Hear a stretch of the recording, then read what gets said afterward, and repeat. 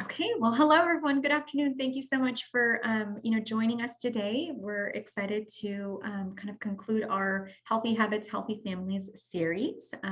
With today's workshop, we will be discussing the connectivity of nutrition and mental health, discussing specifically the topic of mindful eating, and we'll explore techniques for reinforcing positive behavior and awareness of physical cues and feelings about food, etc. Next slide, please. I, unfortunately, we do not have Lisa Vorse from Nutrition Services today to give families an update regarding what's happening in the Nutrition Services Department.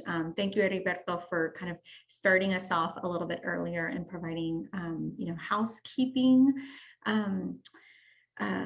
information in terms of just translation channels, etc. We do want to encourage everyone to drop in their questions in the chat. We'll definitely get a chance to address those questions, or you're welcome to unmute yourself along the way and ask questions. Next slide, please.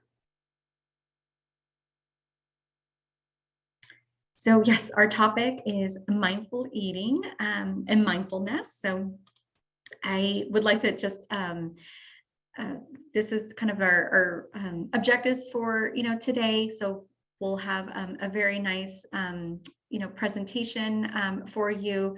We'll take any questions at the very end, or we can do those throughout the presentation as well. And we do want to remind everyone there is a family event, health fair and enrollment event that is occurring this Saturday at Foothills High, and we'll provide a little bit of that information at the very end. So we hope everyone here can attend and participate.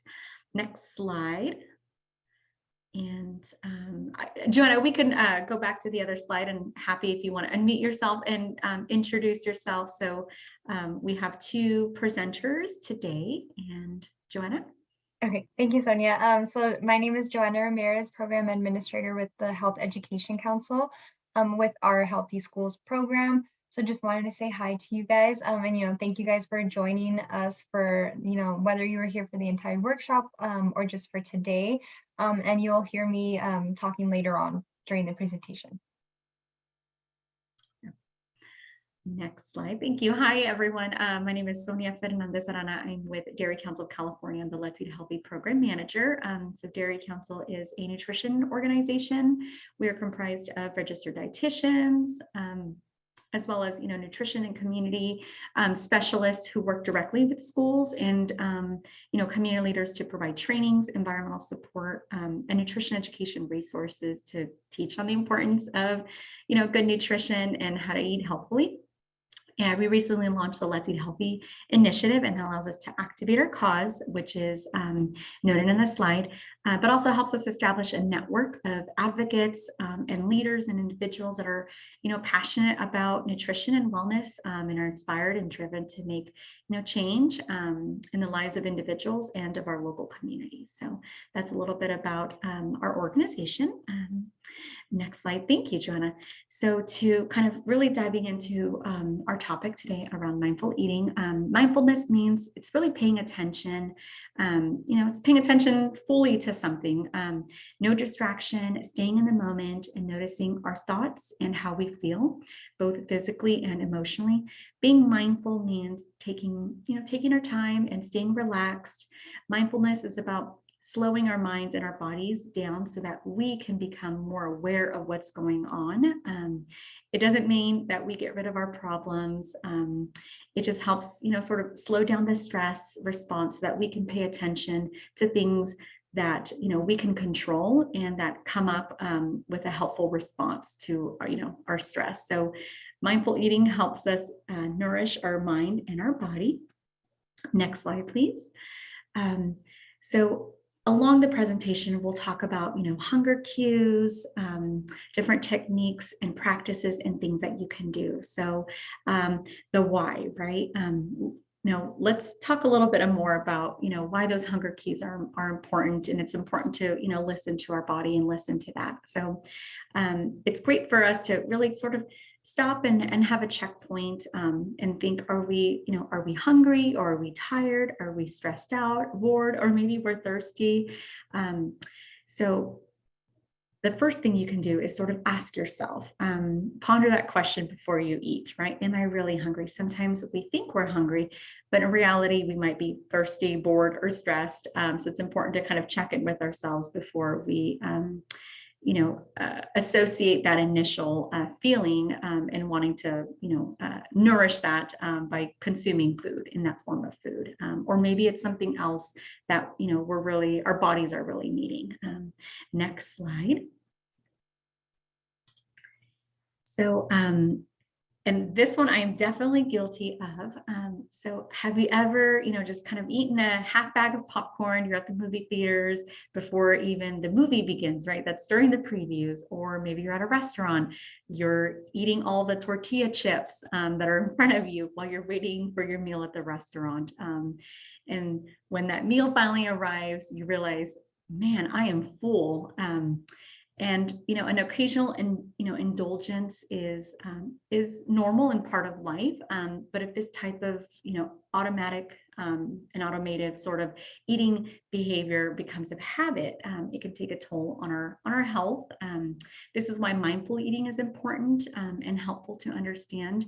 It's a strategy that can help you kind of tune into your body's cues and prevent overeating. It's not a diet, but rather a practice that can help you slow down and be more aware of your eating patterns and pay attention to whether you're actually hungry or not. And eating purposefully helps you avoid mindless eating, which is exactly that. Maybe you're watching TV, you're just eating away. You have the bag of chips or the popcorn open, or maybe you have a bag of cookies. So that's definitely what we want to avoid. The chart on the left are examples of what those when that mindless eating potentially could occur. And what is essential is, as what we had shared, becoming familiar with your internal cues and that hunger scale. So asking yourself, how hungry are you before each time you eat will help kind of control the quantity of food that's eaten. It takes the body roughly 20 minutes to realize it's full by the time those sort of sensory connectors from your stomach to your brain realize that. So eating slowly and enjoying each bite will help support that practice of eating purposefully and mindfully. Next slide. Nourishing your body and mind. So, paying attention to what you eat. Food affects how well your mind and your body functions. All foods carry different nutrients and vitamins and minerals. So they're all designed very uniquely to support our health, our wellness, our growth, and keep us strong, keep us healthy. There's different components, and these can influence the way we feel, including our energy level. That really fuels us for the day. The first step was sort of ponder. The second step is appraise. So, looking at the food in front of you, really wanting to take that into the moment and eating with all of our senses. So how does it look? How does it smell? Do you really want it? Is it more than you need? So those are all great, questions to ask ourselves as we're going into that actual, practice of eating food. Next slide. So portion sizes. So pay attention to the portion size, consume a healthy eating pattern that accounts for all foods and beverages with an appropriate calorie level. A healthy eating pattern includes a variety of, vegetables that could be dark green, red, orange, even like legumes such as beans and peas. So really kind of following that My Plate guide. Fruits, we want to focus on whole fruits, a variety of colors as well. Grains, at least half of those should be whole. With dairy, fat-free or low-fat dairy, including milk, cheese, and yogurt. And for proteins, just a variety of lean proteins, such as, seafood, lean meats, poultry, the beans, the legumes, and nuts. Even soy products as well. And eating a healthy eating pattern will help to limit saturated fat and trans fats, added sugars, and sodium. Next slide, please. This is a really very interesting slide. Feel free to take a moment to kind of look around. I know there's a lot in the infographics, but both serving sizes and portion sizes have grown in recent decades. And you may have noticed the growth in portion sizes while maybe shopping at the grocery store or eating out. The origin of the trend for why portion sizes have increased, it's really hard to pinpoint, but one example comes from the 1960s when movie theaters began offering larger containers of sizes of popcorn, because moviegoers would not, they weren't purchasing more than one kind of carton of popcorn. So the concept was new during that era, but it became apparent that Americans were willing to pay a higher price for larger sizes given the option. So people saw value in larger sizes and responded by ordering them more often. As opposed to ordering kind of the smaller size. So over time, this kind of purchasing behavior became a norm. So larger portion sizes and increased consumption have impacted the health of health of many Americans and even just worldwide, along with gradual increases of portion sizes and the acceptance of larger portion sizes as the norm. What that means is higher calorie intake, which can contribute to negative health outcomes such as excessive weight and the disruption of your satiety cues, as well as other comorbidities. In addition to the impact on our personal health, larger portion sizes have also contributed to the increase in food waste, which we know has a negative impact on the health of our planet as well. So bottom line, it's very easy to overeat. Especially if the serving is presented to us in that larger portion when it's in front of us. So it's important to kind of check in with ourselves. How hungry are we? Really taking in the portion sizes before eating. And there is a great video, next slide, that kind of shows what those different portions and maybe the calories, how that has evolved. So I'll go ahead and let Joanna play that video for us.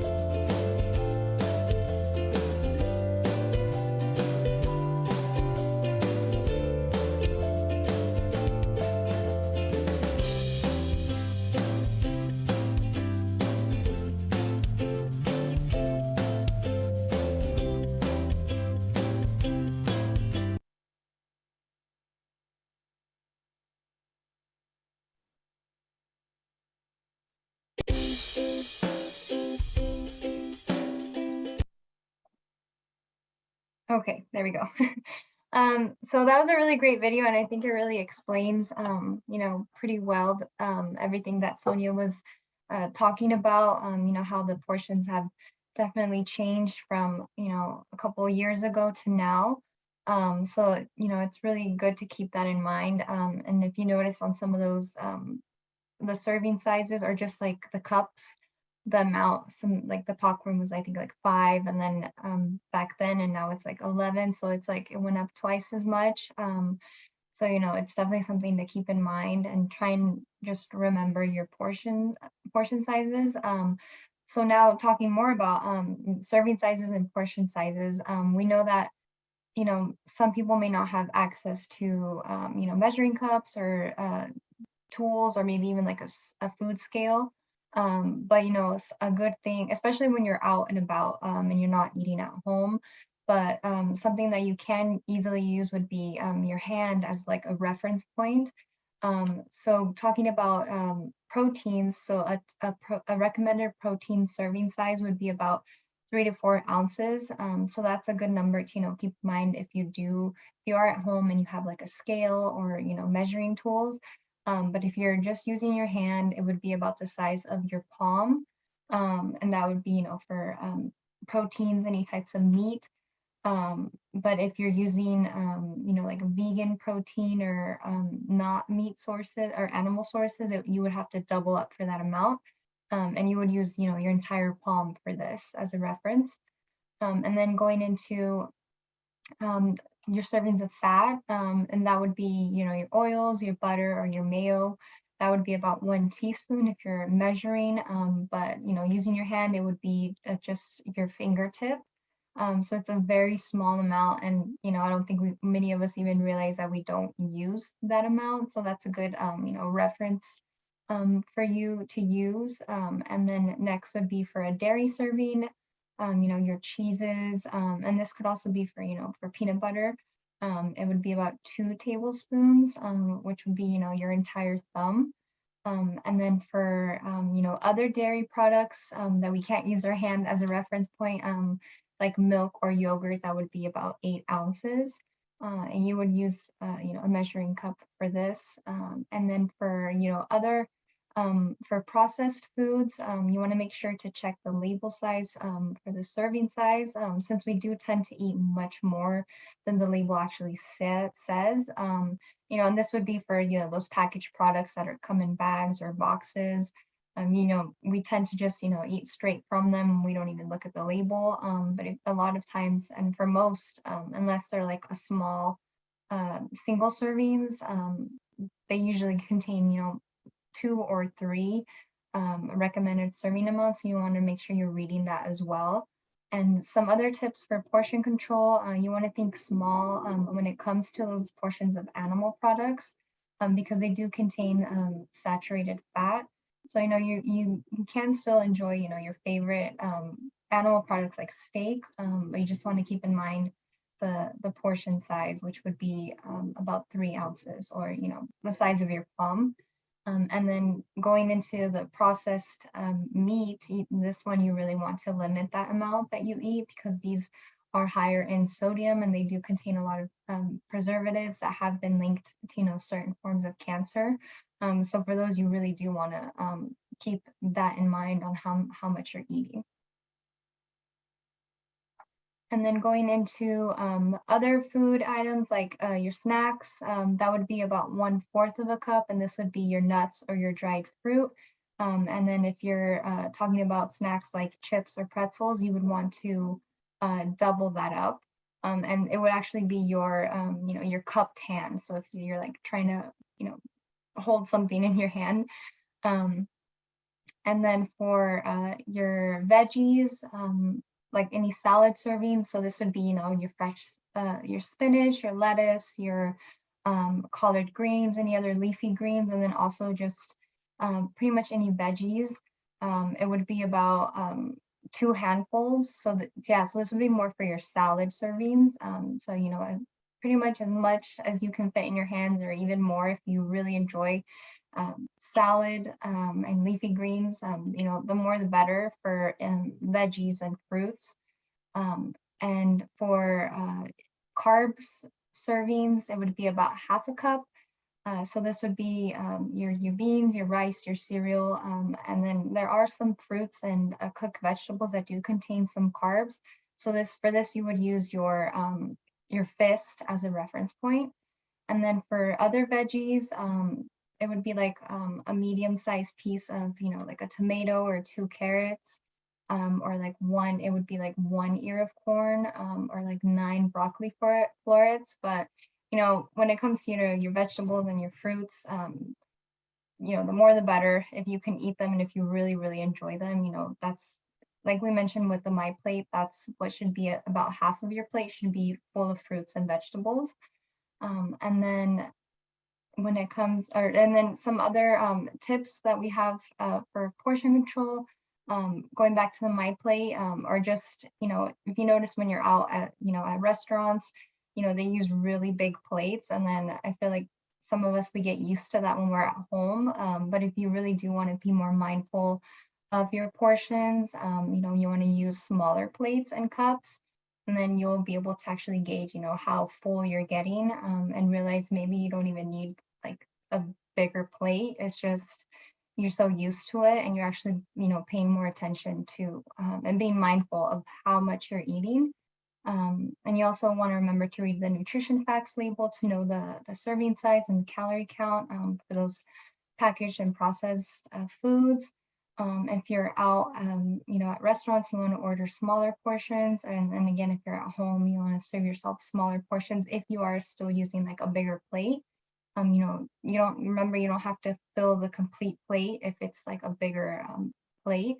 And then if you're also out at restaurants, or any other place, you want to share, if you do have large portions, you want to share those portions with other people, so you're not eating the entire thing or overeating. And then you can also put some aside and take it home as leftovers. And like Sonia mentioned, don't eat straight from the bag if you're eating, like snacks. Be mindful of, how much you're eating, and, really enjoy those snacks, because, we do want to be mindful of those and not eat as much. So definitely enjoy when you are eating those.